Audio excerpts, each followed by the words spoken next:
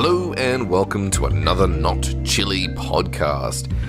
This is it. I'm calling it. Episode 24 is the last episode of Season 2. We're getting pretty close to the end of the year. Christmas time is coming up.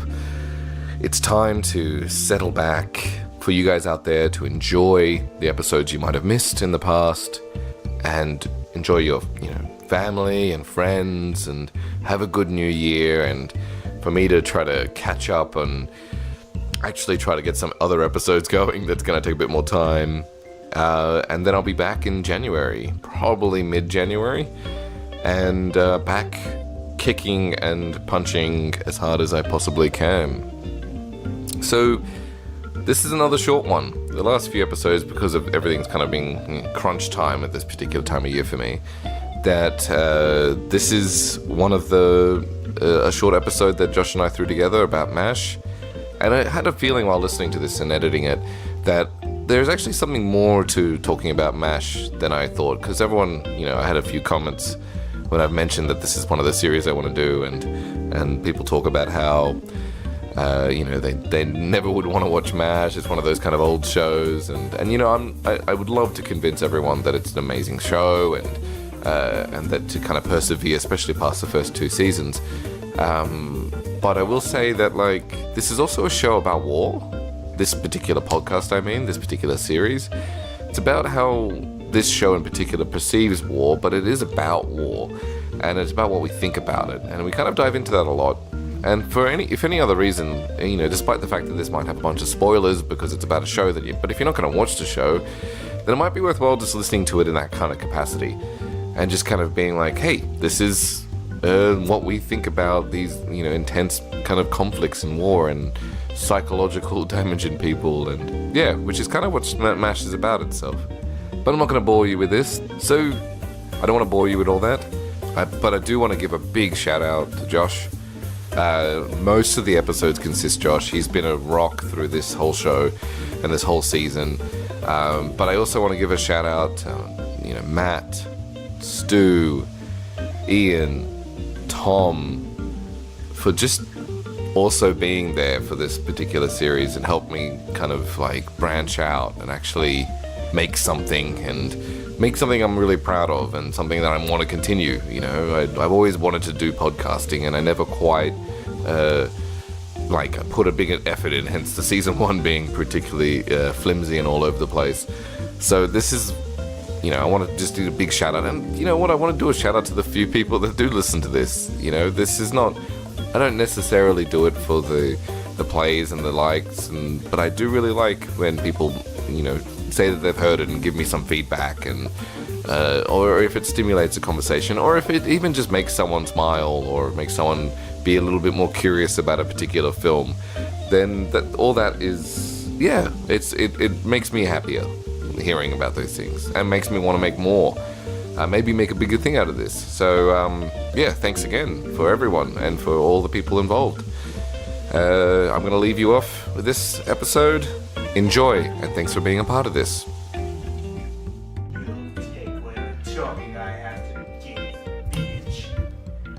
God, man. Oh, so mean.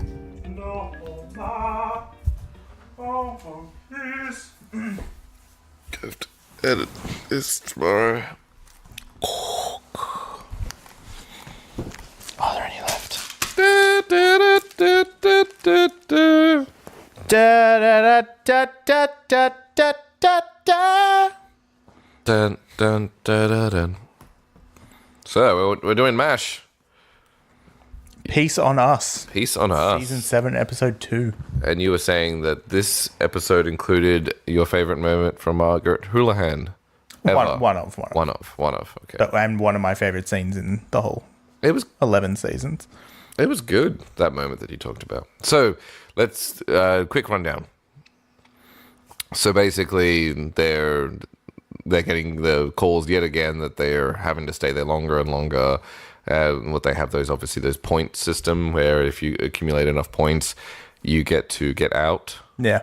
Get to be rotated out, and they keep upping that number. That coincides with the story of Margaret Houlihan, who is married at this point to, what's his name? Lieutenant Donald Penobscot. There you go. And that relationship falls apart. Lieutenant Colonel, sorry. Deeply sorry. And that relationship falls apart because Houlihan discovers that he hasn't just... We talked about this in the podcast about M.A.S.H. He didn't just leave to go to San Francisco temporarily. He went there permanently by his own choice. Yep. And which in its own way is... Without talking to her. Without talking to her about it. Like his wife. Yeah. You know. Because he was stationed in... I think he was stationed in Japan. Yeah, right. Which is a short flight. And this is a really nice episode. Well, it's nice. It's one of the sad... Like, last episode we watched was kind of all positive and happy. Well, this one actually kind of hits a more sadder tone. Not just because of what... Like, I mean, I guess the resolution of the episode is pretty positive. Yeah. You know, but yeah, you could argue. It's not so much like a good outcome as opposed to the resolution of the episode is, anyway, let's keep on surviving and go through the steps. Yes. And because that's all they can do. Yeah. And it's up against like the peace talks in Panmunjom and how... Yeah, let's start from there. Let's start from like the beginning. You know, the peace talks is what it is. And do you have any kind of like reference point when it comes to those peace talks? I assume it's not there's probably heaps of peace talks that happened. There was like one in Panmunjom that was in a tent. I know that, but I can't remember when it was. Mm-hmm. I don't know if that's where they all were done. That wouldn't make very much sense to me, but I don't know. I just don't know. But I had lots of peace talks. I mean, yeah, of course. That just happened.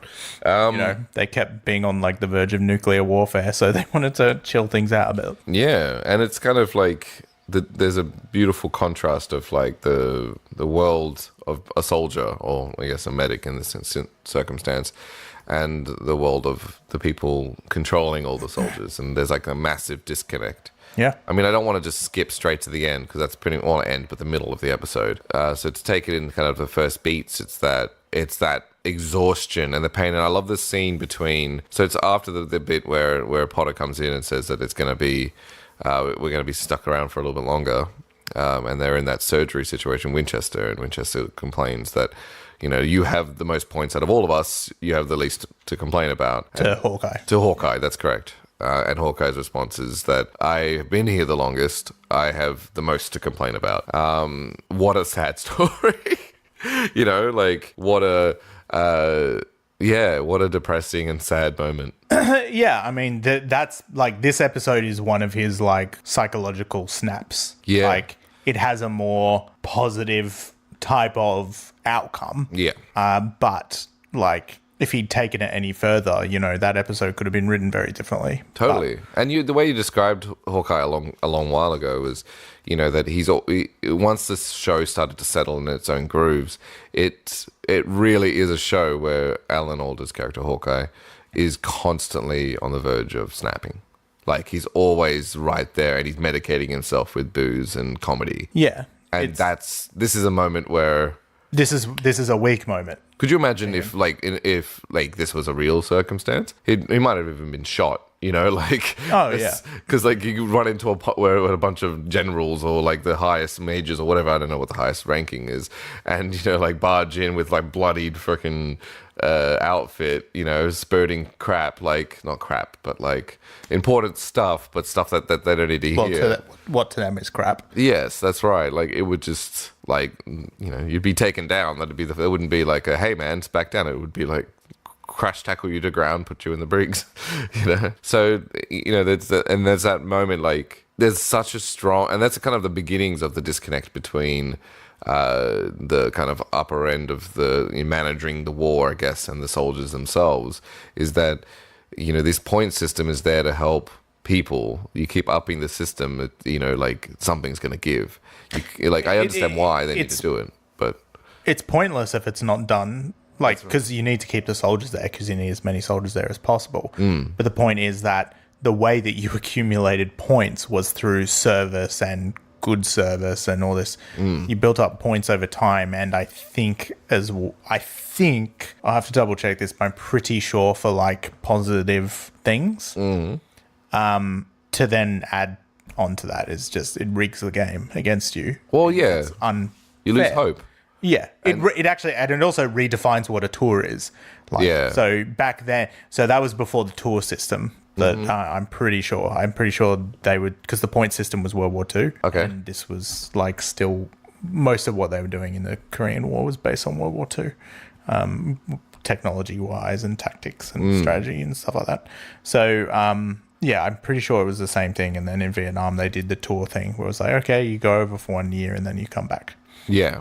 And then we might put you on another one, or you can sign up for another one, or whatever. Jeez. I just, there's so much because I imagine that if you're a soldier and you like had the choice to go to the war, maybe let's just pretend you weren't kind of forced into it due to poverty or due to like, you know, any other reason that could be. And you decided to go to this war and you've landed, and then a week in you see what they see. And then you're like, I've got to be here for a year. Holy shit. Like, what a... Have you seen Platoon? I have, yeah. It's an amazing film. Yeah. That's Charlie Sheen's character in that. Even that's the Vietnam War, but Charlie Sheen's character in that is a rich kid. I didn't know that. So I obviously saw it a long time ago. Yeah. He's chosen to be there. Yeah. And so that's what happens in that film is he's like, oh, I'm here to be like a patriot and good person. And everyone there is like, go fuck yourself. Yeah. Like, oh, you know, the rich white guys come to, you know, be with all the poor people to show just how down to earth he is. It's like, why would you choose to stand in front of bullets, you fucking idiot? Yeah, like, that's right. It's an interesting separation when, you know, before what we have now, where it's like, you know, they won't send you unless you sign up. Like, you literally have to be wanting it. Yeah. Anyway, so yeah, it's shitty. Like, it would be awful. And so, you know, Pierce responds by essentially, like, he does what he normally does, gets, you know, hammered and kind of complains and makes jokes of it. But then it's that's second appearance. But before that happens, we have Margaret Houlihan receiving the news and being very level-headed about hearing about her husband going to San Francisco because she, you know, imagines it's just a week. She's not level-headed, she's pissed off. Oh, right, the initial It's with before. Radar, right, yeah. That's right. It's not like till later on. And as we've said before, this is kind of a turning point for her as character, where she went from this kind of, you know, it's sad to say because it's a stereotype and it was kind of perpetrated in this show, but this is where she kind of evolves past that stereotype, where she's just a nagging woman.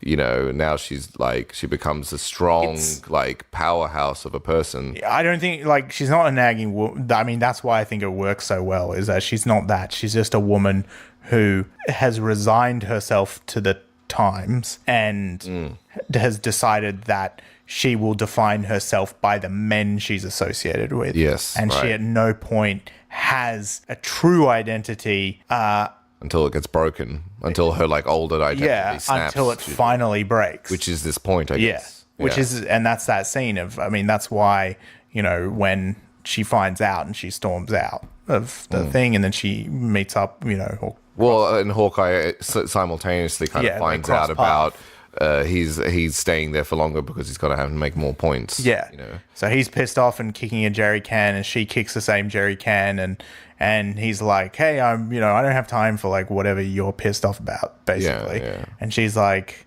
talking about her husband leaving her, and he breaks.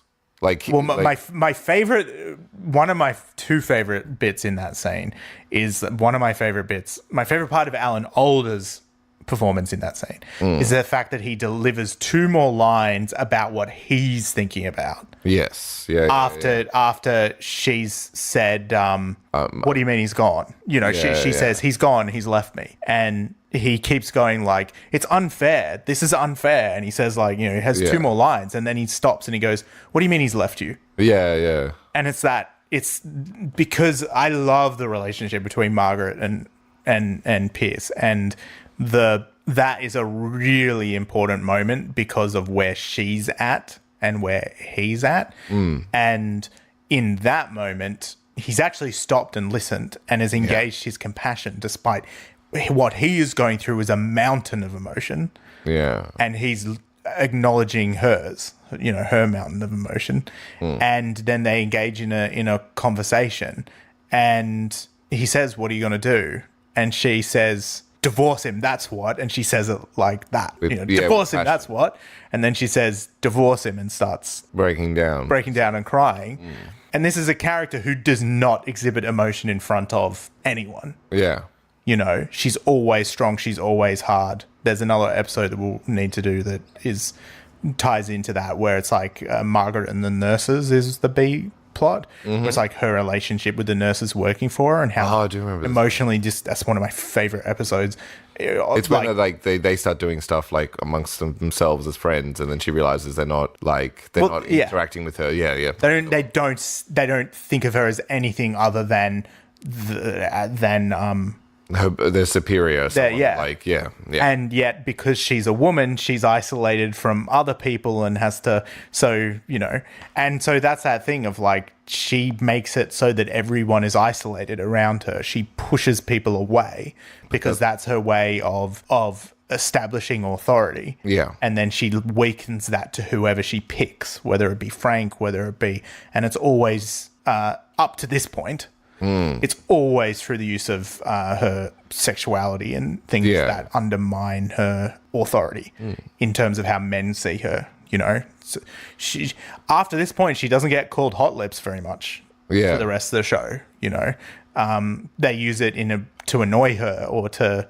It's an aggravant. Aggravant. It's something just to irritate, something just to like push her buttons. But it's not her like normal and like natural name. No, when earlier, like particularly in seasons 1, 2, and 3, they call her Hot Lips all the time instead of ever saying her name. And so I think that moment is just such a massive turning point where she says that and then decides that's still a moment of passion though, as we know what happens later in the episode. But the thing that's interesting is that what she says is the tipping point for Hawkeye really losing it. Yeah, that's right. Which is quite interesting because he's an incredibly selfish person, and he and Margaret drive each other insane. But there's this deep, deep, deep connection between the two of them that is based on each other's compassion, professionalism, talent, all of these things. They respect each other. When you cut it to the bone, they respect each other. Oh, yeah. Particularly after that, they respect each other a lot. And so off he goes. He goes to off the wind of because it wasn't just that they respect each other, I think, as well. Like I think the line he says before he kind of does his kind of snap and pull away and actually jump into the car is, we're stuck here. Yeah. And the reason why your relationship failed and why everything's wrong is because we're stuck here and we're not able to move. So I'm going to do something about it. And that's, he's leading. You're crazy. Yeah, that's right. And he is. Oh, yeah. It's nuts. and it's actually one of the least believable. The A plot in this episode is, I would say, the least believable in most of the series in terms of suspension of disbelief. Yeah. But it just pulls it off because he gives in when he gets there. Yeah. He doesn't. He says what he has to say, but it is futile. It is utterly meaningless. It has no effect. Well, yeah, he has that beautiful... because we can skip to that moment there where he has that beautiful moment where he just wants them to all say, was it howdy? Howdy, yeah. And he's just like, what? No one... You can't even agree on saying that one word. One person does, and it's can't say hi to each other. Yeah, and it's just this profound... this is how... It's so inevitable. It's so... I can't... It's... Yeah, and I think that it's one of those things where one of the desperately sad necessities of war is a disconnection between the very top and the very bottom. Because if people at the top think of the numbers as human beings, it doesn't work. And war is a matter of fact. War is just part of our world. And that war was a justified war where they were trying to stop the communist North and the Chinese from overrunning the South. And that would have been, there was enough war crimes and shit happening. It had to be fought. Unfortunately, from the American perspective, that was about fighting communism. But even if it was just the Koreans fighting, there was validity to it. There was liberty was at stake. Yep. So I think that which can be demonstrated now in like Korea is a very well-developed, incredibly affluent country, and North Korea is a fucking prison camp. Yeah. So I think that So sad. yeah, and I think so. So from that perspective, it's like you look at it and you go, I totally agree with you, Hawkeye. And then at the same time, if you think about it objectively, you go, like, it's peace talks. They can only move at the speed they move at Yeah. because no one wants to give in. That's what war is. That's right. Well, it's a disagreement between two, or many factions. Yeah, I think like there's some really good quotes that I'll like mash up and destroy here, but like Mash up. Continue. God damn it. The quotes. I'm trying to. There's one that's sort of along the lines of like, and I can't remember who said it, but it's basically that that war is just an extension of politics. War is just the final straw when diplomacy has failed. When you can't come to like verbal trade territory agreements, then there will be war. That's how the world works. Yeah. That we live in. It's like The ultimate end of an argument. yeah. Yes. Because like that's what will happen. And I think that some people might think that's I don't know if they would, but maybe some people would think that's like a pro-war attitude. But for me, it's not at all. It's I think it's just a very real. Well, I think if attitude. you take anyone, like take war out of the equation and you take any two people who come to a disagreement and you keep pushing those and let alone come to a disagreement and put them in a space where they can't escape. And eventually that, like, it's not war, obviously it doesn't create a war, but it creates a, hostile, very hostile environment. Or people both give up. But if you can't be in the same space and you can't agree, like... Yeah, I think it's just an extension of, like, it's to do with tribalism and the fact that we're just fucking animals. Yeah, and that's the other thing. I'm not agreeing with it either. Like, I'm not saying... I'm not pro it, but it is very much animalistic. It will happen. Yeah. And sometimes it's important that things are defended or fought against. Yeah, that's right. So I think like that's the interesting thing about this episode is you get to see the generals up there at the top, and you're on Hawkeye's side, but at the same time it's like when I think about it, it just go like all that you did was catharsis. It was just you letting out what you needed to let out. It did nothing. Yeah. Because wars. I mean that's why that war machine that phrase. It's right. like that war is a machine that just fucking grinds shit up in the gears and then eventually stops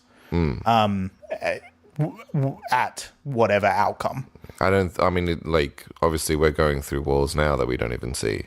Like I can't think of a time. I'm sure there's been times of peace, but like where there hasn't been some not over this exact country. Like, there's been plenty of countries that are in a state of peace, I guess. But to say that there was not some kind of war going on, like at all points in, I don't think there has been. I'm not aware of a time where there hasn't been. Yeah, I could be completely wrong. But it's the normal state. Yeah, and I think that which is sad. Like obviously, desperately sad. And I think that's what the entire, as a piece of work, that's what M.A.S.H is as a statement. It's like war is despicable and filthy and we shouldn't do it. But it's also something that's kind of necessary and kind of happens. And that's the thing that I admire about the show is that it does often give the soldiers point. That's a great thing about Potter, is that Potter is an army lifer and he accepts the reality of warfare. Yeah. However horrible it is, he's a truly, he bleeds green. He's a real army man, and yet he doesn't lack any of the things that make you a good person. There's something that Eisenhower once said where it was like, only someone who hasn't been to war like could be romantic about it, essentially. Like, no soldier. No one who has ever seen what war is like could possibly ever think that war's a good idea. Therefore, his stance on warfare, and he was an amazing leader. His stance on warfare was, this is the worst thing that can possibly happen. We should avoid it at all costs. He wasn't a cowboy. I think, and it's a great thing that that you get access to that in this show. You get to see in these moments, like there are people higher up that are disconnected from you, and that's like, as I said in a previous podcast, like warfare is just the most unnatural. I think it was in the Jarhead one. It's like the most unnatural thing that you can possibly be put into. It is the most. It's so far beyond our comprehension. And that's where these people are in for years at a time. And if you're in charge, that's where you're putting people. So it's interesting, like, it is far-fetched that he gets in and he goes to these peace talks and, you know, he has a yell at all the leaders. But it's a narratively important thing. And it's kind of like with Quentin Tarantino when he made Inglourious Bastards. The whole thing with everyone, like, when they're killing Hitler in the end, he said... That's not how the film ended originally, but the problem is that's what those characters would do.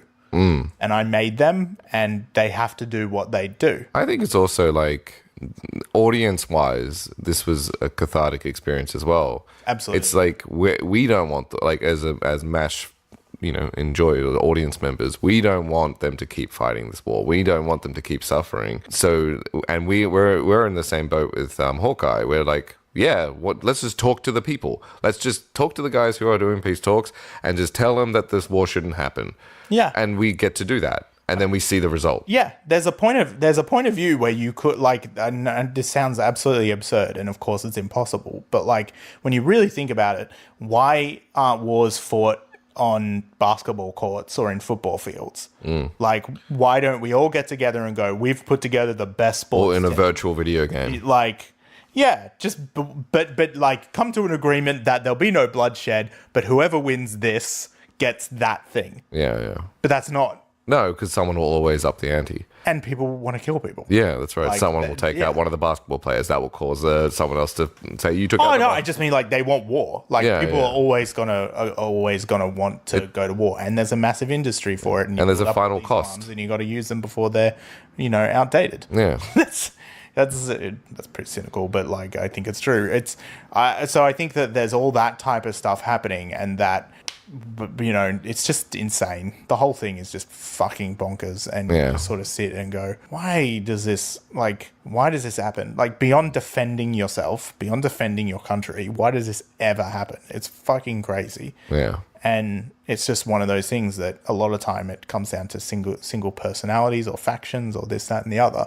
And it's that thing of Hawkeye is at the place of going through hundreds, if not thousands, of organs. Yeah. And just constantly being like, I can't do this anymore. Like, I'm just, I can't get the blood off. Yeah. And then I guess to loop it back in. So he has his talk and he kind of comes back and that's, I feel like, I mean, Winchester's obviously makes a big statement of, like, you know, like, what a horrible person, I'm having to do a double shift. But everyone is coming back in some kind of a celebration of his madness. Yeah. Because in some way, maybe not to that extent, they all feel that same thing. And they all had that same cathartic experience because someone went there and told them what's what. It was futile, nothing changed. They probably all knew that, but, like, someone went there and did what they all would want to do. And most other, like, leaders of the camp would have disciplined him. Yeah, that's right. Well, I mean, I guess if there was a real circumstance, he would have been disciplined. Oh, totally. Yeah. And it's that, you know, they write their way out of that. So I guess we're talking about, like, them coming back and rejoicing for his, like, because they all had that kind of cathartic experience with him, and he was the only one mad enough to go ahead and do it. And obviously he would have, in reality, that would have never happened, and he would have never come back, and the military police wouldn't have come and been like, yeah, I got red hair too. And that's a cool end to the thing, because that was a really beautiful, that was kind of the more positive end. And then it ends again, because then they wake up the next day, and then the helicopters come in, and they're hungover, and they feel like shit, and they've just got to keep doing it. And that's one of the things I love about that show, is just that it never pulls the punch. It never goes, and then it was fine. Yeah. You know, it's like it's the other way around. A number of their Christmas episodes finish with ambulances arriving. And you just go, it's like, you can't have Christmas. You can't have New Year's. You can't have any moment. Any moment that means anything to you, the war will take it at any point. Yeah, that's right. Like, it's just that constant threat. And the fact that it's that paranoia of, I think as well, like, that responsibility and Dr. God, the God complex that in characters as doctors can have, of that idea of the fact that if they're not there to do their job, people will die.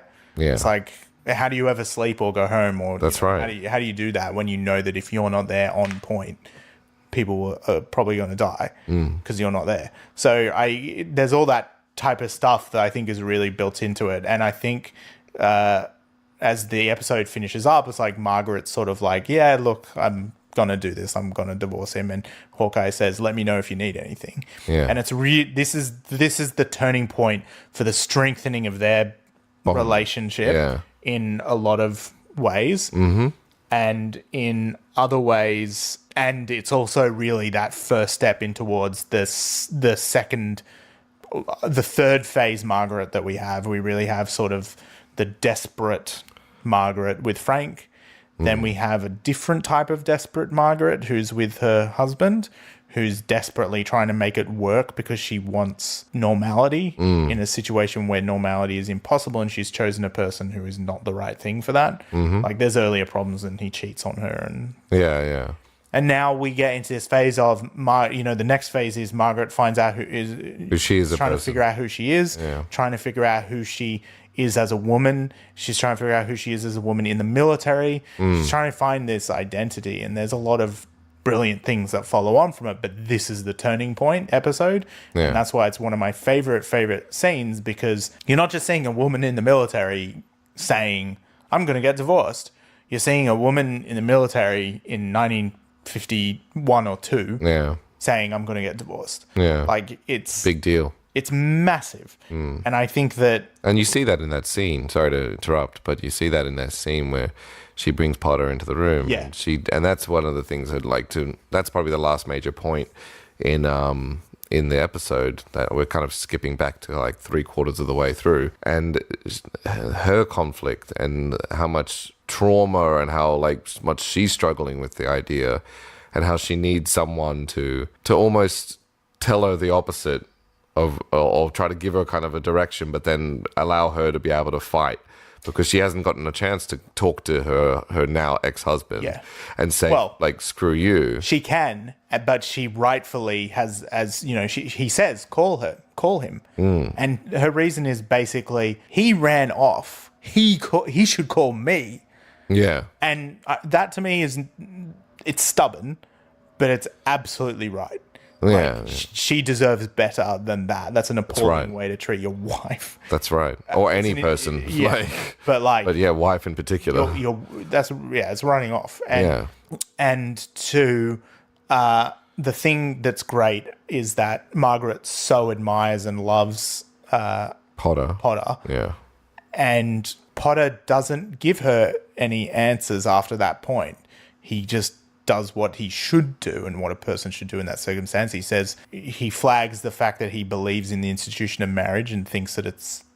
He shows his violence. Sorry. He shows his bias. Yeah, he says, I think that it's like you can't throw away any marriage. You know, it has to be really well thought through. So how do you feel about it? What do you want to do? I don't know. What does your gut tell you? I don't know. What does your gut tell you? Tell me right now in this moment. I want to divorce him. Then that's what you do. Yeah. And that's all that you can do. Like, you can't, in a situation like that, he's just trying to help her do the best thing. And the advice that he's given her is directly against what he believes in. Yeah. And so he's invested. Yeah, that's right. As a friend, as well as a colleague and a friend, that's what you do. You listen and you give him, despite your better interests or your personal interests, you give your perspective.